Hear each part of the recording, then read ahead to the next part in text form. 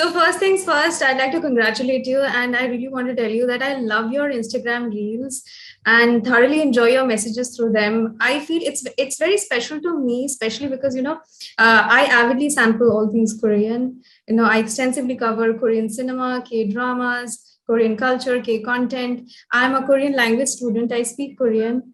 So, in light of this, your content is very intriguing, informative, engaging. Kudos to you and your efforts. Thank you very much. Well, thank you for saying that. And I'm so impressed whenever I hear non-Koreans learning in Korean. So I'm thinking, oh my goodness, I better improve my Korean too. I've been meaning to ask you in particular, because, like I said, I am so intrigued by your content. What is your interpretation of a K drama? How would you explain K drama to someone who's like completely new to the K drama universe? So when people ask me, I don't watch K dramas, they go, why do you watch it? I say literally, well, I watch it because first of all, I enjoy it. So that's number one, right? And then second of all, I also have realized because they help me, I'm thinking they've got to help other people. And then I brought it into my work to share it. And I've always been the type of person, as people get to know me, if I'm passionate, you're going to know. So if I love something, I will share it. And I'm sure a lot of people are like that. But for me, maybe I'm a little bit more in that sense. They'll be like, oh my gosh, Jeanie really likes K dramas. I have learned to be like, yeah, but it's okay if you don't, but let me just share why I think it's important. And then I go into the whole mental health benefits.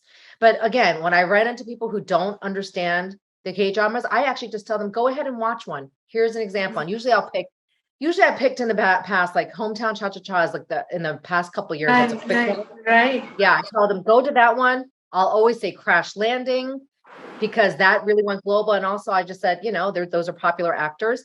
But then depending on the personality, I'll even say things like a thriller, like Kingdom, or, it depends on the person, because I'll say, what do you like? And I don't want to assume that everybody likes the same thing. No, there's some people who really do like those zombie stuff. Not so much me, but I'll still watch it because it's good drama, right? So when was it that you felt that K dramas are way more than just pieces of entertainment? Any personal experience that led you to embrace K dramas and start sampling them the way you've been doing so far? I graduated from high school and I spent that summer at Yonsei in Seoul. That was a very crucial summer because I was, kind of going in between being Korean American. I live in the US, but I'm Korean. And I went to Yonsei for the summer and I got exposed to that. Is actually when K-pop was slowly starting with Sateji boys. Now, people are going to be like hearing this interview going, Jeannie's old, but that's okay. Back in 1992, it was all new. I watched a K-drama called Chiltu. This is in Korean, and I talk about it a lot. It means jealousy. Jealousy, yeah. Yeah, and it was a huge hit, first of all, in Korea and globally. It was a very famous actress who when I saw her, I mean, think about it. When you watch a K-drama, you're like, oh, they're so cute, right? Oh, I want to be like them. Oh my gosh, I love this story. Oh my gosh, she's going through a hard time. You get emotional, and then you see her fall in love, or you see the guy like her, and you want that success to happen. Right. That was a big drama for me because before then, I didn't really care too much about being Korean. I had a little bit of an identity crisis growing up in America, but then when I saw that for the first time, I saw that being Korean was kind of cool, and this was back in 1992 when barely anybody was watching K-dramas outside of Koreans, really, and I saw that and I went, oh, okay, she's cute. Oh, does that mean I could be cute? Does that make sense? Oh my goodness, look at what she's experiencing. She has this gift, and then this guy likes her, and she's going through all this. It was like a love triangle, best friends turning into first. And that, because I saw that, it looked very trendy back then, right? And it looked cool. And so I think that was the first time I fell in love with the K-drama, and it changed me. It changed my identity. So that's a lot of what K-dramas can do. How you relate to them is very important. True. A lot of people, they dub K dramas as melodramatic. A lot of my friends, they say, oh, K dramas are all about, the quintessential K drama tropes. Sometimes they are too theatrical, sometimes way too graphical. And I would say to myself, dude, you'd have no idea the way these stories, they image life, the way they kind of, navigate through emotions and handle relationships. That's phenomenal. What is your take on this? Do you know those tropes are pretty, they actually help you Help you. in a sense of anticipating what Hmm. to expect. People are like, yeah, but then you know that what's going to happen. They're going to fall in love. I go, yes, but that is what the make of a K drama is. And that is actually why they're popular. Because the minute you go off the trope, for instance, 2521 is the classic recent K drama that did not follow the trope. Sorry to talk about it, but a lot of people were disturbed. And Hmm. when she said Because of Jeanie, the and I epilogue, yeah. Because because of kind of the ending, right? yeah, because And of the I said, you ending. know what? I'm going to tell you something. See, you like the trope. You Right. like the classic ending. And then they Absolutely were like, right. you're right. And I'm going to share this with mental health. Your brain and just kind of emotionally, you do need predictability. Hmm. Predictability also helps you feel comfortable and safe, and Hmm. it helps honestly deal with adversity and trauma. So when Hmm. people have a predictable schedule, for instance, that's very good for your mental health. So let's turn it to K dramas. The tropes, they will be very, sometimes they get annoying. Sure, they're like, okay, we know what's going to happen. We know this is going to happen. But believe it or not, you may think you don't need that, but you do need it. And the minute it doesn't happen, then you go, oh my gosh, I'm so upset. I have found many people going, oh my gosh, it's so cheesy. But then they watch Crash Landing, they're like, okay, I kind of get it now. It's just something about it, right? And Right. so those tropes will are actually very quintessential to K dramas. Right, Yeah. right. Something that is, that piqued my interest. I have been hearing and listening and, reading about the rate of suicides in South Korea. A lot of people commit suicide in South Korea, and the number is pretty alarming as compared to many other countries. And it is clearly mentioned that the reason is a very rigid and traditional society that consider people with mental issues as social outcasts. So, they are secluded to an extent that they choose to killing themselves as a means of escape. Also, please correct me if I'm wrong. I don't know if it still exists in the Korean society, the rigid standards of Korean beauty that kind of negatively impacts a lot of people, especially youngsters who feel so low about themselves. So, do you think these are some of the reasons why the Korean entertainment industry is constantly, creating stories, telling stories about mental well-being? What do you think about this? Is I think as real as it is, and we see it in the K dramas, and actually, I think that's why K dramas are beautiful because they help you understand mental Hmm. health and well being. What I want to see happen, though, and I don't see happening yet, is that Korean society sees what they're watching in their own Korean dramas and go, wait a second, we're seeing a lot of suicide. I think what's happening is they see suicides because they're used to it. But what I want them to see is why is it happening? 이상은 변호사 우영우. So Oh, yeah. extraordinary attorney 우영우 was a global hit, but also a Right. hit in Korea. So it showed me that Korea was starting to watch it and go, oh, okay, what's going on here? Someone who has autism, but a lawyer. And sure, it had some criticism, but the whole point is to get you questioning things, going, wait, why don't we talk about mental health when this is what I say a lot, it's normal. Your mental health is every part of your life. You need to talk about it. You have to talk about it. And so when we see these K dramas, and I see India and US and Malaysia and all these other Asian countries talking about it, I want it to translate back to Korea. But again, Korean culture, I'm not saying it's bad or good. I just want there to be more education, and it's slowly happening, right? So it's going to take time for that to happen. Right.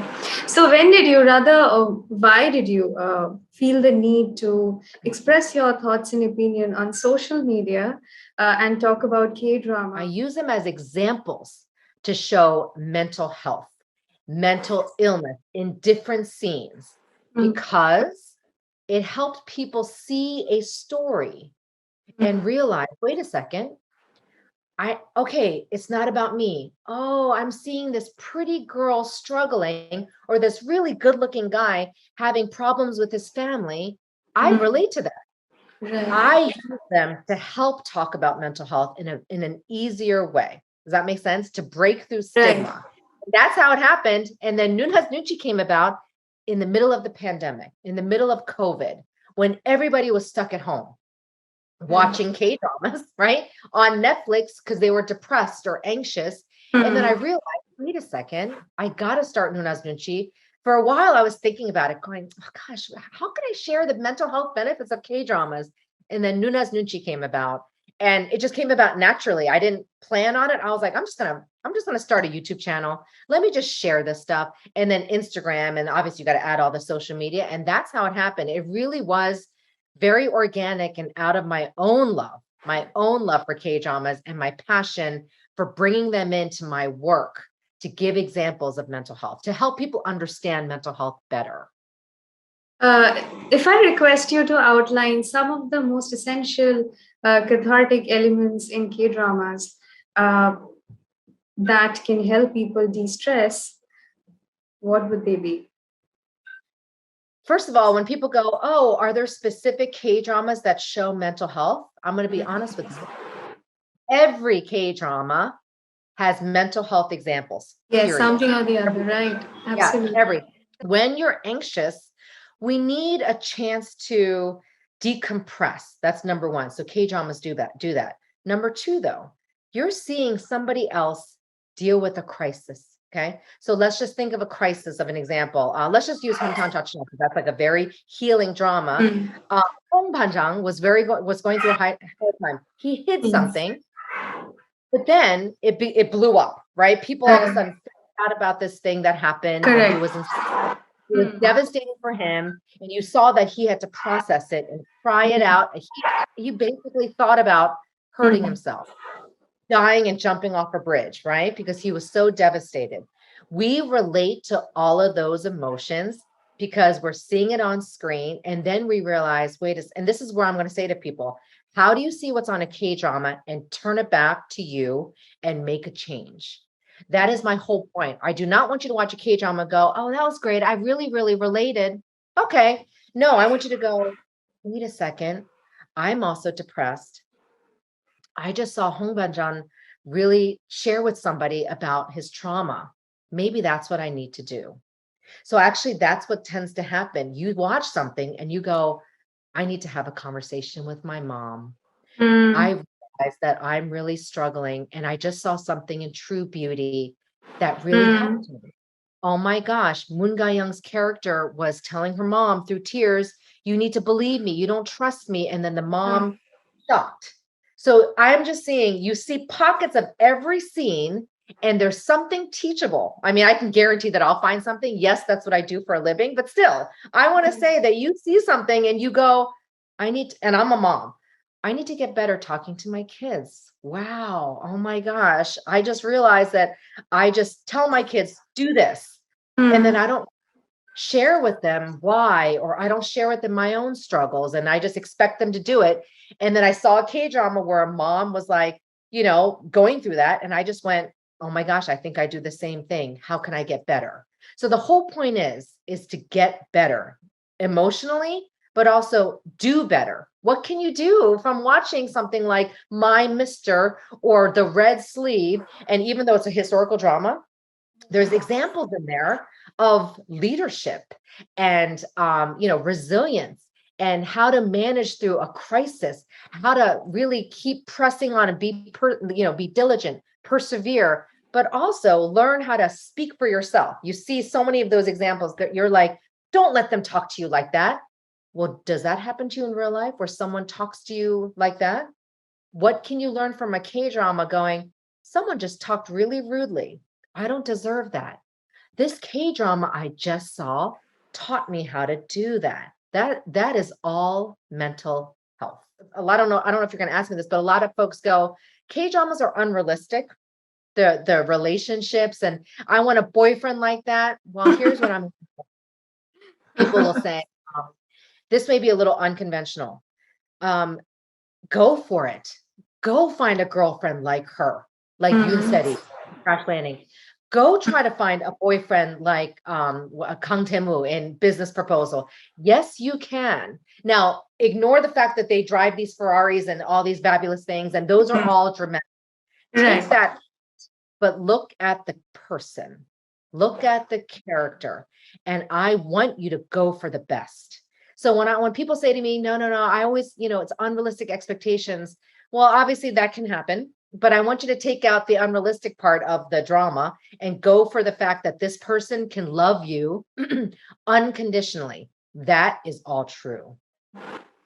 So, so what are the what are some of the K dramas that has helped you cope with circumstances? Any memory that you'd like to share with us?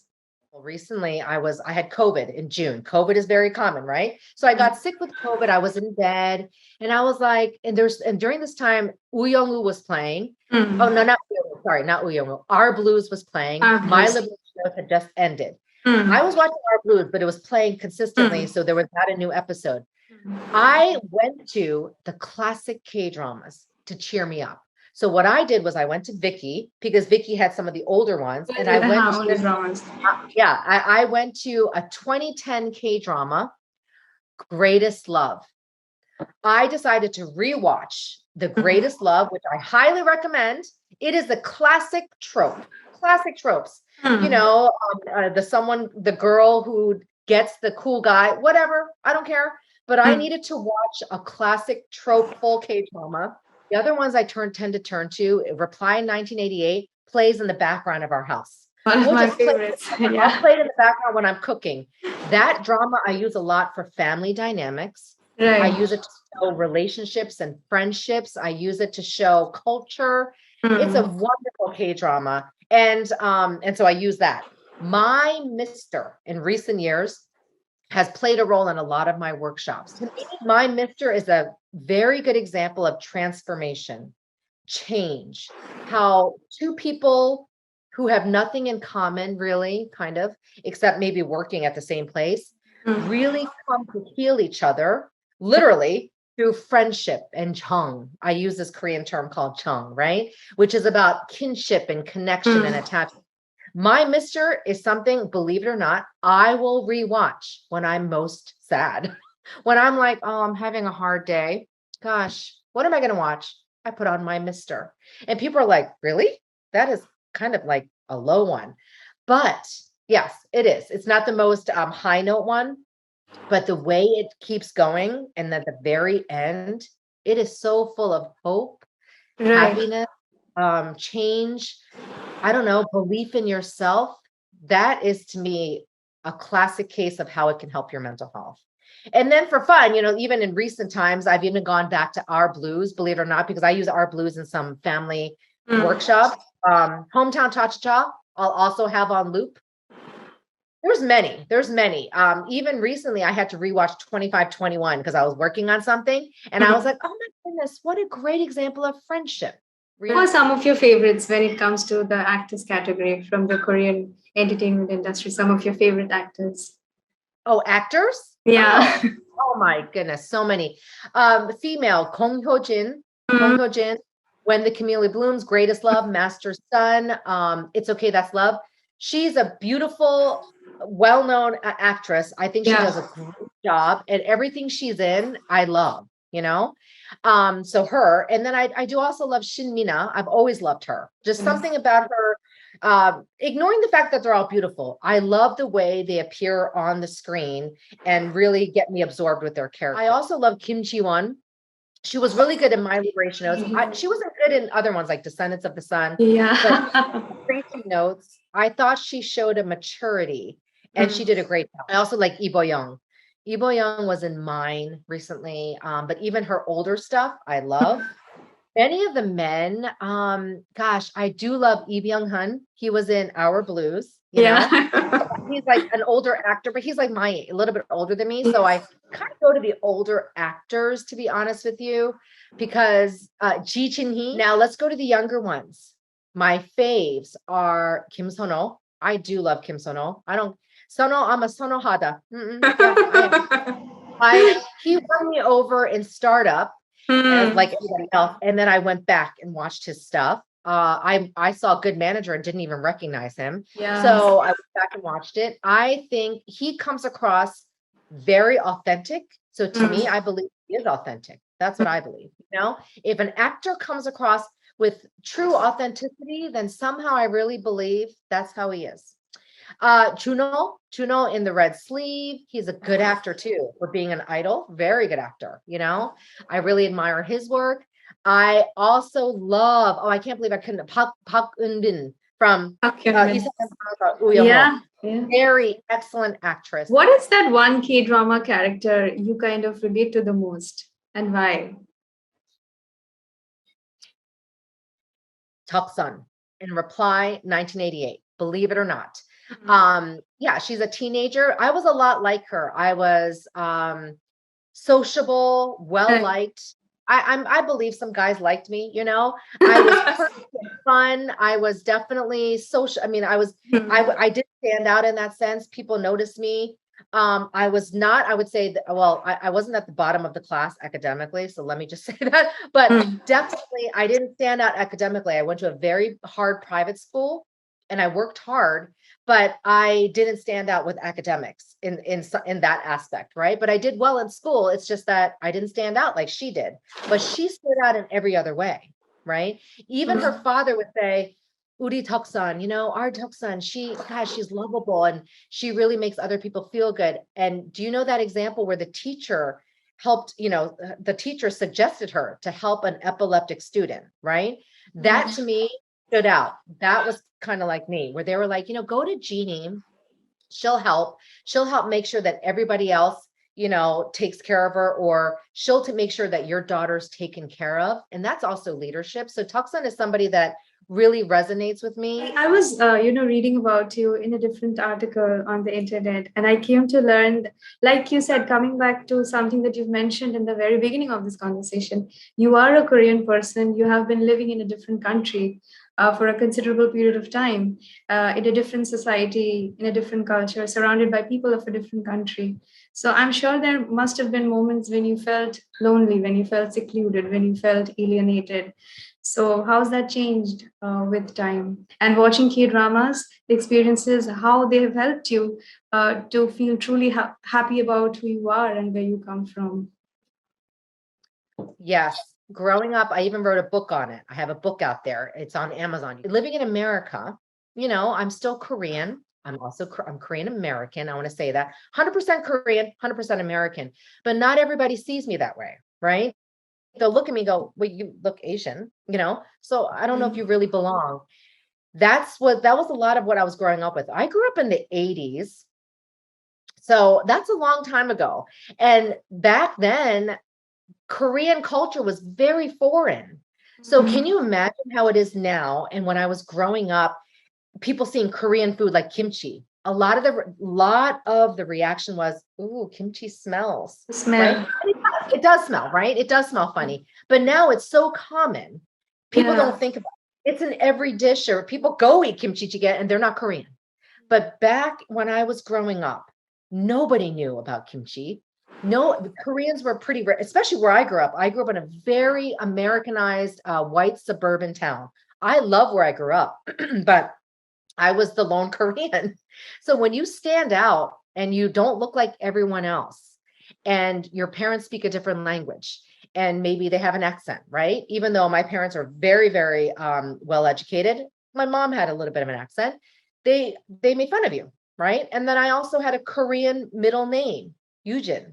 I'm very proud of my Korean name, but growing up, people would make fun of it, right? So when you're made fun of, and I wouldn't say bullied, because I think in that sense, I was spared bullying. It's not like I consistently got that, but I was definitely made fun of. There were microaggressions, you know, that little things here and there that were said to me about my race, about being Korean, that were made fun of. You did feel a certain way. I want to say that I did experience feeling depressed and stressed out. Yeah. So I wrote about it, but that was, you know, let's just say 30 plus years ago. How it affects me today, that is why I'm doing what I'm doing. I know the youth in America still experience that. I know some folks in Korea experience that, folks in India, wherever you are, There is loneliness. Loneliness is actually, I think I talk about it a lot of my live videos. Loneliness is the worst thing. It actually can hover over you and make you feel like that nobody relates. But the truth is, when you see a K-drama, you see someone else experiencing what you experience, right? So I think a lot of my work today with my identity, I tell them it's a process, it's a journey. I don't say to the youth, hey, come on, accept your identity, because where they are is very different than where I am now. And it took many years. So if I can just give back to people and give back to youth with wisdom and age, I'm glad I can do that. I hope that Nuna's Nunchi is about being authentic. You know, I do the best I can to teach something, but also be like, hey guys, being Korean wasn't all that growing up. You know, people didn't know K-pop. There was no K-pop back then. They heard the language of Korean, they would be like, what's that language? Where people tell me now, Jeanie, I'm an African American woman in the South, in the US. I'm learning Korean. When I hear that, I hope you guys know that it boosts my mental health. Meaning, oh my God, they're learning Korean.